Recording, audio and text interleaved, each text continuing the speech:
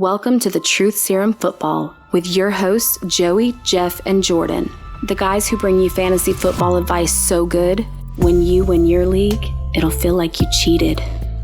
What's up, guys? Welcome back to the Truth Serum. I'm Joey. What's up, baby? I'm Jordan. And you are wearing another fucking ridiculous ass hat. Oh, it's just my Texas hat, baby. Yeah. Deep in the heart of Texas. That's me. And Love me it's some ridiculous. So today we're going to hop into our wide receiver twos, our 13 through 24s. These are the guys that just couldn't quite make it into our last podcast. If you want to find that, you can find it. You can find it right here on YouTube or right here where you're listening to it on your podcast. If you are on either or, go subscribe to the other as well. Help us out. Help us grow this thing. We're going to continue to do this. We'll make Jordan blow every single new person that subscribes. Good idea? That's a great idea, baby. I love your ideas. Keep them coming. Oh, we will. Yeah, girl. All right, Who was it the last episode you're like you were looking up the stats and you're like, what'd you say about him? And I was like, Chris Godwin. Chris Godwin, yeah. I Hell, blow all y'all like Chris Godwin if you ring that bell. Yeah, ring that motherfucking bell. Let's go ahead before we hop into this. Let's tell them about this giveaway for this month. What we got for them? Hall of Fame members, what we got?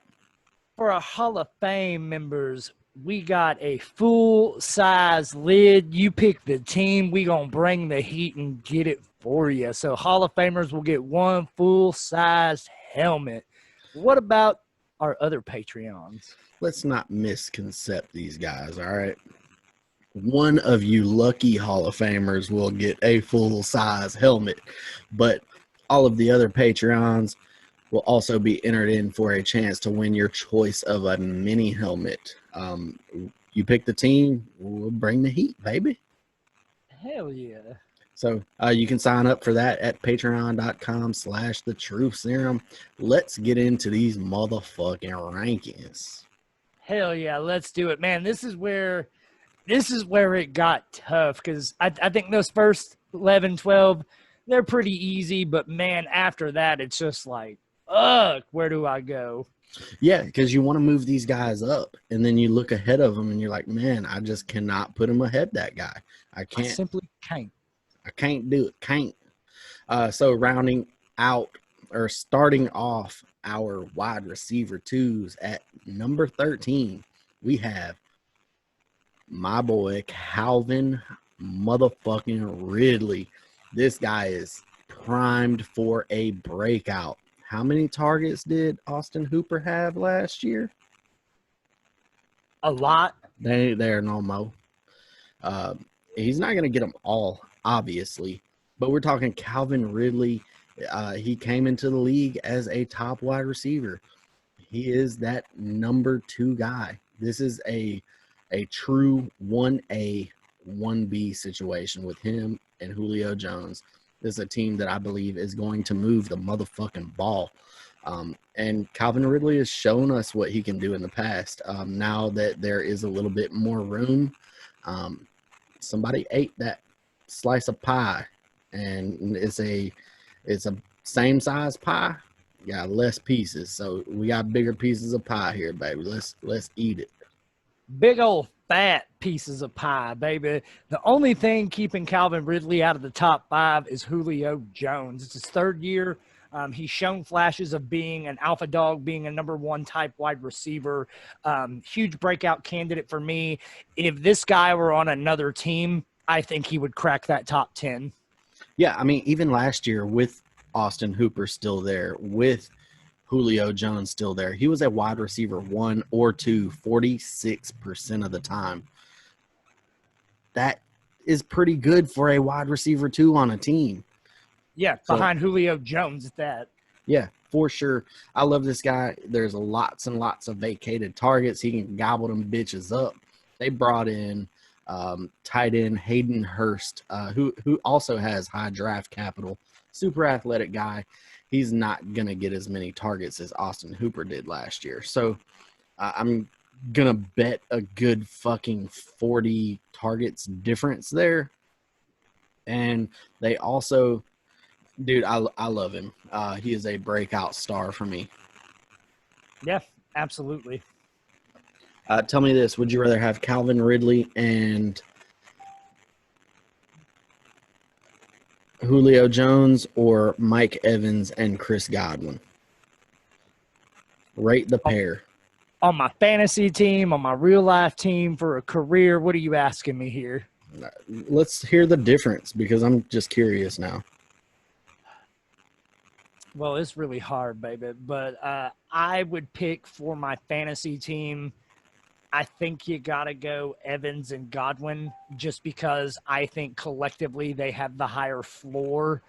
But man, is that tough. If you're asking from a real life perspective, man, I might just take Julio Jones in the field because I think Julio Jones is that damn good. I think he's the best out of these four, but I think Evans and Godwin come in at 2 and 3. So, all right, so you have Calvin Ridley at 14. I have him at 13.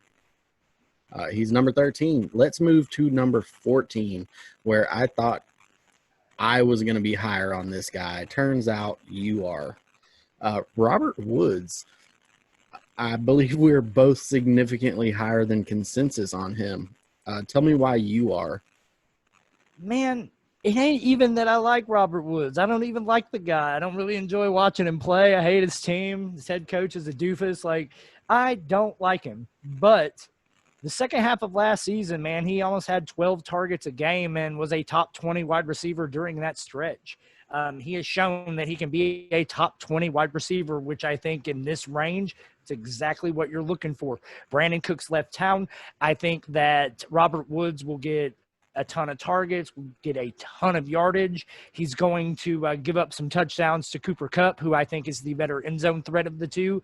But, man, I think Robert Woods has a very, very, very safe floor, and is why he is my number 13 overall. Okay, so here's what it is for me. Obviously, you got Brandon Cooks left town. They did start that 12 personnel shit, and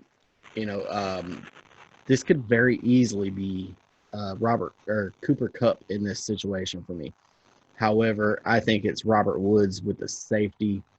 Cooper Kupp was kind of vanished out of that offense. I personally don't believe he can play on the outside as well. His snap percentage went down. I'm a little bit more concerned on Cooper Kupp, although I do also like him better as a complete type of guy with a higher ceiling. Robert Woods, the issue with him last year, he didn't score touchdowns. The receptions were there. The yardage was there. He simply did not get into the end zone. I think that regresses to the mean, and he has I'm not even going to say bounce back year, but I think he's going to have a phenomenal year with a lot of fucking volume. Yeah, absolutely. All right, so moving on to number 16. 15. Moving on to number 15, we got DJ Chark. Shark Week, baby. Chark Week, DJ Chark, do. I hear that song 100 day, baby. But the only thing that kept DJ Chark out of the top 10 last season was that nagging ass ankle injury late in the year. Minshew clearly showed that Chark was his guy. They had a great connection. He's back this year. He'll be starting. Tremendous upside, I think, for Chark, even in this limited Jacksonville Jaguars offense. Yeah, I have him down at 18. I thought I was higher than you. You revealed your rankings to me. You have him at 14. I was like, holy shit. I see it, though. I see it. He is a number one guy. He is a dominant wide receiver. I believe that. He is very, very good. The numbers tailed off towards the end of the year last year. It doesn't concern me because what I am doing, I'm watching the game film. This guy is making great catches. He's making sideline, toe tapping, stretching ass catches. He's beating man coverage. He gets open in the zones, and he's a big guy that can go up and get it in the red zone, and he's not slow.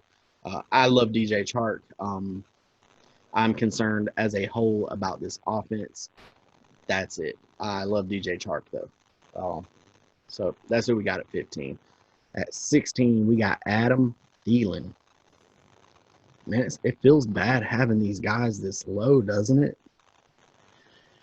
It does, but it's necessary. And I think this is the biggest difference in wide receivers and running backs, man. When you get to the tier 2 of running backs, it's like, fuck, these guys are terrible.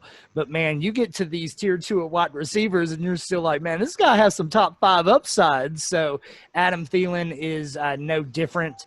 Obviously, he struggled with injuries last season.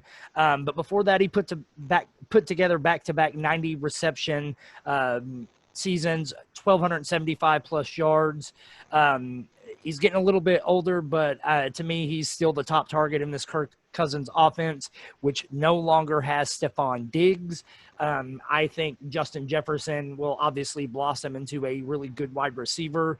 I don't really see him doing anything to hurt Adam Thielen this year. I'm right in line with you. I personally think overall Diggs helped Thielen because you know that Diggs is a great player and defenses couldn't just hone in on Thielen. Same argument can be made the other way around. I'm narrating this the way that I want to because I can make an argument for both. Yeah, but all the targets are here for him. Yep, absolutely. I think he is consistently going to see number one coverage, and it's a running team. Maybe, just maybe, it turns into a super efficient passing offense. It already is. Maybe it's that Ryan Tannehill / AJ Brown level of efficiency coming this year. Who knows? But Thielen he's a great talent. He is definitely a wide receiver too. Hell yeah, he is. At least.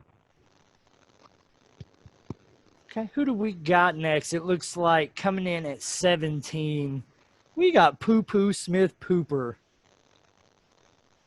Poo Poo right? Shits Pooster. Yeah, there it is. Yeah.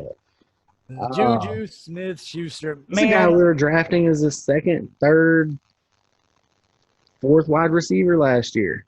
You know how old Juju is? 20? Is he 20? He's 23. No, he ain't. Yeah, he is. Okay, cool. It'll be his age 23 season. He's too. still young as hell. Man, Juju is just like all the other Steelers. Like, yeah, he was banged up last year, but like, man, when Big Ben is not there, this offense goes to shit, and it goes there quickly. So I think so much of what Juju is going to do this year is predicated on Big Ben's health. But I'm predicting, Big Ben to actually get in there and play some games this season, which should boost Juju. And if he's healthy all season, man, Juju could absolutely blow the roof off the place. He could be fantasy's number one wide receiver. I do not want to argue. Post-hype sleeper, maybe? Big Ben's absolutely. Back. I'm not comfortable with Big Ben. This is a shoulder injury that ends careers for baseball players. The Tommy John, it's nothing to play with. I don't know the mechanics of how the ball rotates or whatever. I'm not a fucking doctor. What I do know is we know Big Ben's ceiling. We know the ceiling that Juju can have. And to have him down here at 17 and then also knowing his ADP is far beyond that is absolutely ridiculous. You guys hop back on this train with us.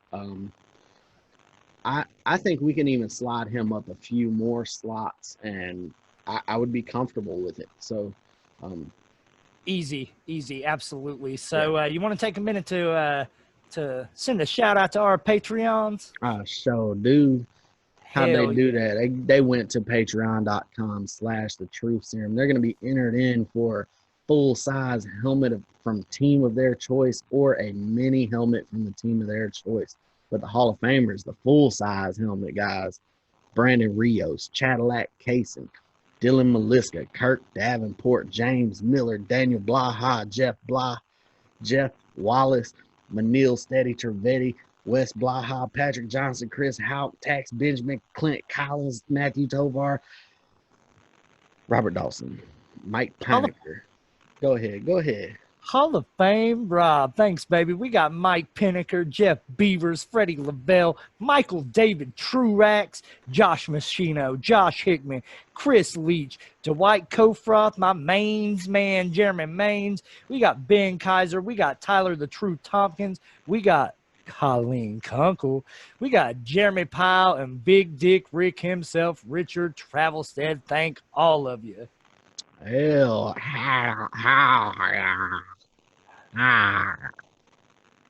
yeah. So we love y'all motherfuckers. Let's go to number 18. 18, we got AJ Brown. Kid's a beast. He's simply a mammoth of a wide receiver. Big, strong, fast motherfucker. Started to blossom into a decent route runner last year. However, y'all got him too fucking high, man. Regression is coming. He is not going to do the same thing. This offense is going to sputter a little bit more than it did last year, obviously. Everything's coming down. Yards per air target is coming down. The reception total will go up. I believe that. Touchdowns coming down too. It's not sustainable on the volume that this guy is going to get. I'm not even being cute here, but Corey Davis is still there. Corey Davis came in as just as hyped as fucking Devontae Parker did last year. And guess what? Devontae Parker, he showed us 5th and 6th year breakouts can happen. So I'm not saying it's going to happen with Corey, but he is a guy that I fucking loved, and he is still there. Jonnu Smith will take a step forward. Derrick Henry will take a step back with A.J. Brown. So I agree with you, or I disagree with you. I think when a player busts in year 5 or 6, usually what they call that is a fluke. Now, every once in a while that changes, but we'll see how Devontae Parker does this year and see if he's really the all-world talent that he showed last year. I do agree with you on your assessment of A.J. Brown, though. You pretty much took the words out of my mouth. I was an A.J. Brown truther last year, had him in the fam league, tore shit up all season for me. But the thing about A.J. Brown, man, he had 1,051 yards and 8 touchdowns. He only had 52 receptions, man. He's not going to put those numbers up again on only 52 catches. Now, I do think the receptions will go up, and I do expect him to still perform at a pretty good pace next season. But I do expect him to come back down to earth a little bit. Y'all don't listen to Joey about this Corey Davis and Jonnu Smith stuff, man. Whatever. A.J. Brown is the alpha dog on that offense, in my humble opinion. I agree. I'm just saying that it's there. The talent is there. You can't deny that. Has he put it on the field? Absolutely not. I don't expect it to. What I expect is A.J. Brown being the alpha dog. But I'm just saying it was too efficient last year. It was too efficient. It's not going to. Absolutely, he was too efficient. No fight with me there. All right. Let's move on to number 19. Who's higher, A.J. Brown? Who's higher, me or you? Oh, I got him at 22. Where do you have him at 22? I had him at 17. Okay. So, I mean, I'm still not high. You're just a lot lower than consensus. I'm just a little bit lower than consensus. All right, cool. So, coming in at number 19, we got my boy primed for a breakout season. I fucking love this kid. He was not my favorite Ohio State wide receiver coming out last year. He was drafted later. He shined. Quarterback is an issue. I don't care because there's no one else there. Terry McLaurin will be a steal in your drafts. He is going way later than number 19. I love this kid. What about you? Yeah, I wouldn't say I love him, but I also agree with you. I don't think he's getting the respect that he deserves. He very much performed in line with a guy like A.J. Brown last season, and I think A.J. Brown is being drafted way ahead of him. For me, man, I do think that Scary Terry last season was awesome. I mean, especially at the beginning of the season, I think it was the first 3 weeks, man, he just took the fuck off. But over the rest of the season, he did finish with 900 yards on 58 catches, found the end zone 7 times. So put up a very similar stat line to our boy A.J. Brown. I think I'm in the minority, but I do think Dwayne Haskins takes a bit of a leap in season 2. And you said it best, man. There is nothing on this depth chart to challenge him in any capacity. I think he is a surefire wide receiver 2 lock. Okay. Yep. Me too. Let's move on to number 20. We got Stephon Diggs. I have him a little bit lower than you. I got him at 26. You got him at 24. Comes in as consensus number 20 for us. I love the situation. He is clearly the number 1 wide receiver in a Buffalo Bills uniform. John Brown can go fuck himself. It's over.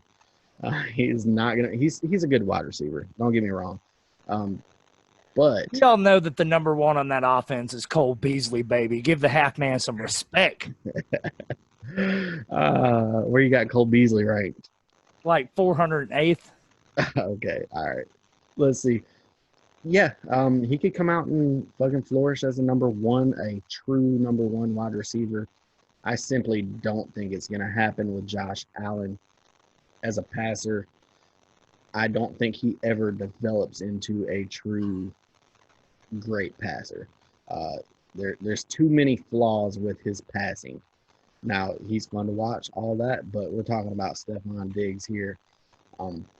He's going to get overthrown quite a bit, and he's going to get open, and you think he was frustrated in Minnesota? Watch out. So I think I'm one of the few. I hate the moves of Diggs to Buffalo. To me, he went to a worse offense with a worse quarterback. He's a drama queen. I think it's only going to get worse in Buffalo, just like you said. Playing in New York is not an easy task for anybody, and playing, in the redheaded stepchild team of New York probably isn't going to make it any better.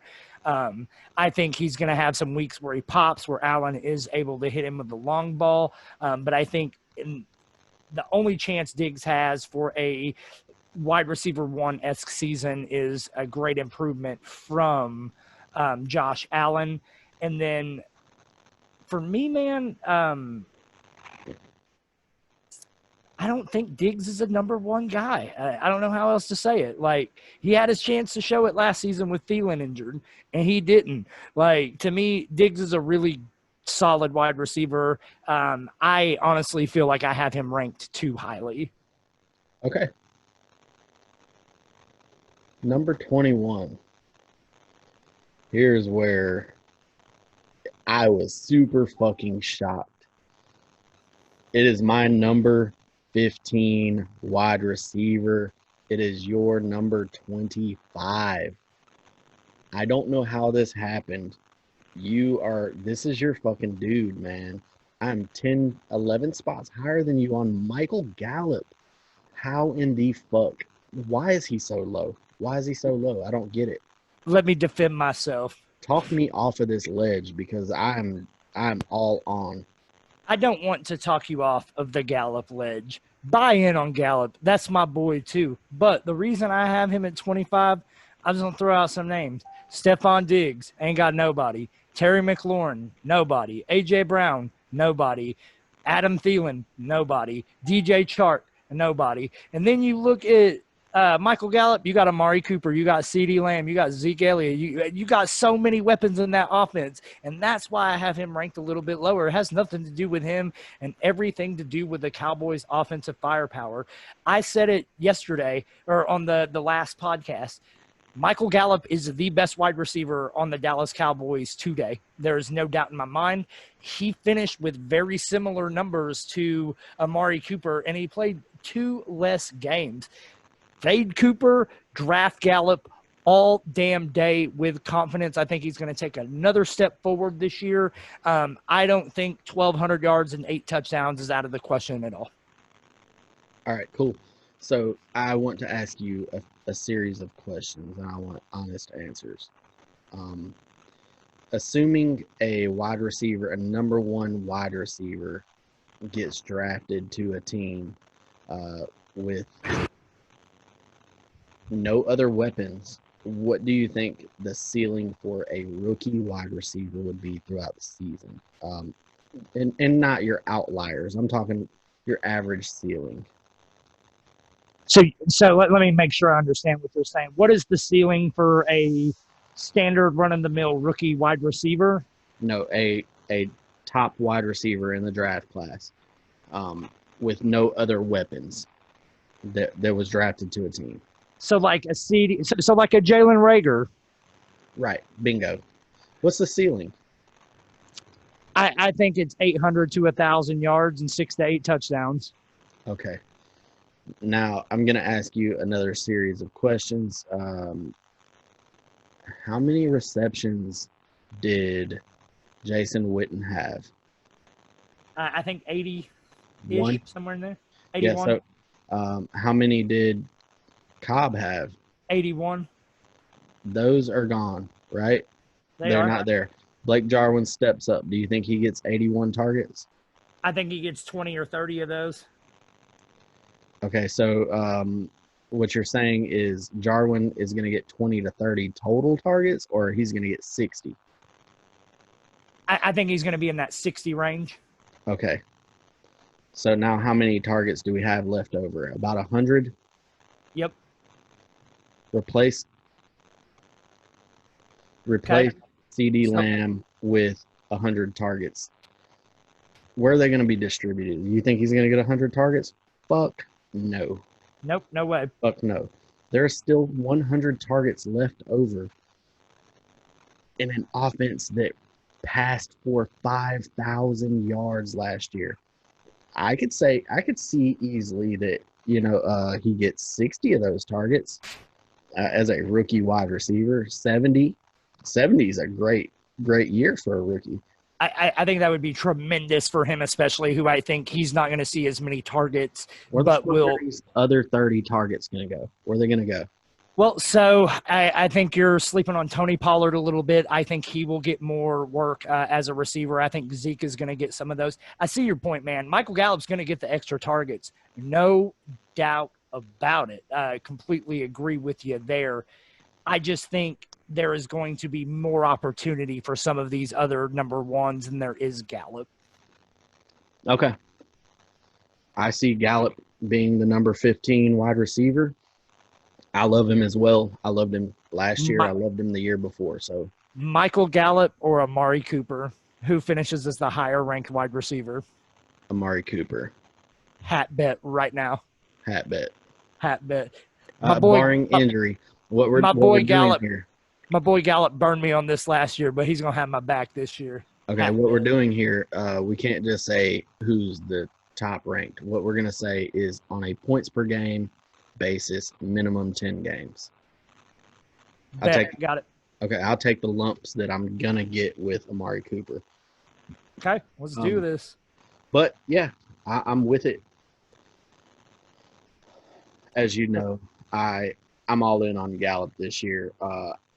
Let's go to number 22. 22 is my boy Cooper Kupp. Cooper Kupp. I haven't heard you say that like 6 months. Say it one more time for him. Cooper Kupp. Yeah. Kupp. Hell yeah. Can't wait for football. Yeah, I love Cooper Kupp. We talked about him a little bit before. I think he's capped. I think his ceiling is capped on the outside. I don't see a scenario where they run as many three wide receiver sets as they did last year, the first half. I think it's going to be a little bit of a mixture between what it was in the beginning of the season and what it was at the end of the season. I think he's not going to be as great on the outside. He does have the highest ceiling. This was a very tough rank for me. I love the guy. He could be the number one in the entire NFL. I just haven't seen him play on the outside. I don't think he's a great route runner. I think he's a tough fucking Julian Edelman type guy that is good after the catch. Yeah, absolutely, man. And you kind of hit the nail on the head, the beginning of the season, the end of the season. So from week 6 to 12 last season, Cooper Kupp was unstartable. Like, you just could not start him in your starting lineup and expect anything out of him. But those other weeks, he was awesome. And he finished as the wide receiver 4 overall last season. So why do we have him so low? Well, it's because he's not going to repeat that. I think Kupp is a good talent. I have the same concerns with him playing on the outside. I have concerns with his overall usage rate, especially with the Rams using more and more 2 tight end sets. And I think he's kind of touchdown dependent, man. He catches touchdowns like crazy, and if that dips, he dips considerably. So he's one of those guys. He's another roller coaster. When he's high, he's high. When he's low, he's low. Yeah, like I said, this is a guy that could finish as the number one guy. The risk rating when our draft, what are we calling it? When our cheat sheet comes out, he's going to have a big risk icon next to him. It's just going to happen. It's going to be a dope draft sheet, though, by the way. The dopest. The dopest. Number 23, we got Courtland Sutton. I got a hat bet with Nathan Shawn. He says he's going to be a top 5 wide receiver. He said 5? Top 5. He was high as fuck when he said it, though, so I give him a little bit of I could easily see Courtland Sutton finishing in the top 10. I think there is a scenario where he could finish in the top 5, but I don't think I'll put a hat on it yet. To me, the kid's a stud. 1,100 yards last year, had 6 touchdowns, only 72 receptions. I think all 3 of those numbers increase across the board. He's the alpha dog in this offense, and he's Drew Lock's number 1. I think Jerry Jeudy is the perfect complement to line up across from him. And I think despite, bringing in Brian Edwards as well as Jeudy, I think Sutton is still going to command the leading role in that offense. I think he's going to get, 12 to 1,300 yards and 6 to 8 touchdowns and probably around 80 receptions. Yes. Brian Edwards went to the Raiders. You're talking about Hamler? There you go. KJ Hamler. That's it. Yep. So, but I got you. I wanted to we get tongue-tied sometimes, names floating up here. We got thousands of shits going on. They both AFC West, and they both drafted a shitload of receivers. Yeah, so I just wanted to clarify that for the listeners and watchers of this. Because I don't want nobody to think you're stupid, because you are one of the most brilliant fantasy minds that I know. Shucks, honey, stop it. I'm just being honest. That's what we do at the Truth Serum. Let's move on to number 24. We got T.Y. Hilton. This feels bad. T.Y. Hilton this low? It feels bad. So where do you have T.Y. Hilton? I have T.Y. Hilton a lot lower than you do. I'm having trouble with this. I got him too low. I got him at 28. You have him at 17. So T.Y. Hilton and our first for our wide receiver 3 episode are both guys that are near and dear to my heart. And I think I'm much higher on both than the consensus of most people. But for me, man, T.Y. Hilton has been a low-key stud for most of his career. He had a horrible season in 2019. He was banged up. His quarterback play sucked. Just didn't have a whole lot going for him. But Old Man Rivers is in town. I think he's in a great situation. I think Rivers is going to pick up right where Andrew Luck left off. I think people are sleeping really heavily on T.Y. Hilton. I think he has absolute wide receiver upside. I think Michael Pittman will be a welcome addition to this offense as well. I don't think it hurts Hilton. I think it helps him to actually have a competent number 2 option in that offense. I really, really like what the Colts did in the offseason. Pushing my chips in on T.Y. Hilton. He might be the man that I let hold my beer this season. What? I'm too low on him. I see it now. But I think I'm fatigued. I'm fatigued over Ty, man. Like, I'm just over it. I let go of people a lot sooner than you do. And I keep hold of people a lot longer than I need to. So it's a flaw that where we met in the middle, we would be a force. That's why he is number 24 for us in rounding out this show. Guys, thanks for listening. We're going to be back with our wide receiver threes. We're going to handle some tight ends. We're going to do some mock draft episodes coming up. Come find us. Visit truthserumfootball.com. And as always, stay true.